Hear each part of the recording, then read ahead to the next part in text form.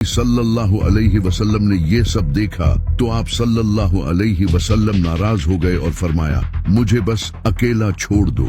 जिसके बाद सारे सहाबा ने नबी सल्लल्लाहु अलैहि वसल्लम को अकेला छोड़ दिया। नबी सल्लल्लाहु अलैहि वसल्लम कागज और कलम इसलिए मांग रहे थे क्योंकि आप सल्लल्लाहु अलैहि वसल्लम अपने बाद किसी को खलीफा बनाकर जाना चाहते थे और वो इमाम अली हो सकते थे। इसी वजह से शिया हजरत उमर पर इल्जाम लगाते हैं कि उन्होंने जानबूझकर नबी सल्लल्लाहु अलैहि वसल्लम को खलीफा अनाउंस करने नहीं दिया। अगर देखा जाए तो इस हदीस में अल्फाज हैं कि नबी सल्लल्लाहु अलैहि वसल्लम ने फरमाया, लाओ कलम और कागज ताकि मैं तुम्हें वसीयत लिख दूं जिसके बाद तुम कभी गुमराह नहीं होगे। और ये तो हर कोई जानता है कि उम्मत में सबसे ज्यादा गुमराही खिलाफत के मामले में आई है। और जब नबी सल्लल्लाहु अलैहि वसल्लम फरमा रहे हैं कि मैं तुम्हें कुछ ऐसा लिख दूंगा जिसके बाद तुम कभी गुमराह नहीं होगे, तो अगर उस वक्त आप सल्लल्लाहु अलैहि वसल्लम को कागज और कलम दे दिया जाता तो आज उम्मत गुमराह न होती।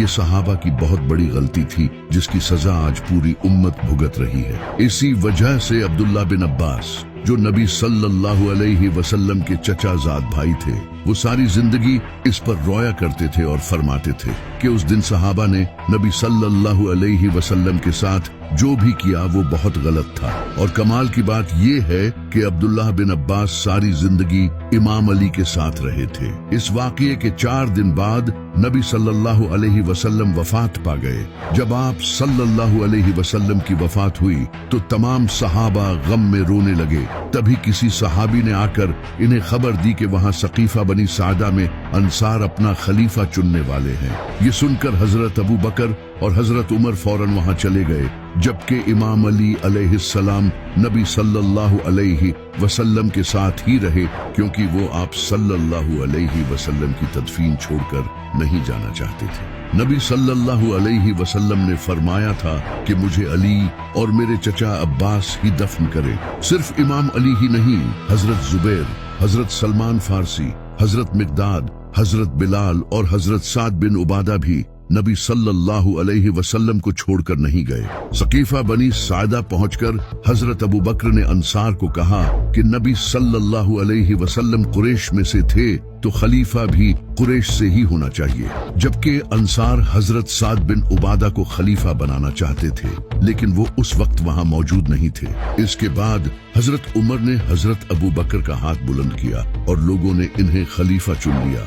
इमाम अली अलैहिस्सलाम को इस तरह खलीफा चुनना सही नहीं लगा। ये वैसे ही था जैसे पाकिस्तान में बगैर इलेक्शंस किए कुछ लोग नवाज शरीफ को प्राइम मिनिस्टर बना दे, एग्जैक्टली जो कि अभी हुआ था। इसी वजह से इमाम अली अलैहिस्सलाम ने हजरत अबू बकर की बैत नहीं की। सिर्फ इमाम अली ही नहीं बल्कि हजरत साद बिन उबादा ने भी हजरत अबू बकर की बैत नहीं की। इसके अलावा और भी बड़े असहाब जैसे हजरत जुबैर, हजरत सलमान फारसी, हजरत मिकदाद और नबी सल्लल्लाहु अलैहि वसल्लम के चचा हजरत अब्बास, इन सब ने भी शुरू में हजरत अबू बकर की बैत नहीं की क्योंकि वो इमाम अली अलैहिस्सलाम को खलीफा बनाना चाहते थे। हजरत अबू बकर के खलीफा बनते ही हजरत फातिमा अलैहिस्सलाम एक दिन हजरत अबू बकर के पास आई और उनसे नबी सल्लल्लाहु अलैहि वसल्लम के फदक के बाग मांगे जो नबी सल्लल्लाहु अलैहि वसल्लम की जिंदगी में आपकी प्रॉपर्टी थी। लेकिन हजरत अबू बकर ने इन्हें वो बाग देने से इनकार कर दिया और कहा कि नबियों की कोई विरासत नहीं होती। इस बात पर हजरत फातिमा अलैहिस्सलाम बहुत नाराज हुई और वो अपनी वफात तक हजरत अबू बकर से नाराज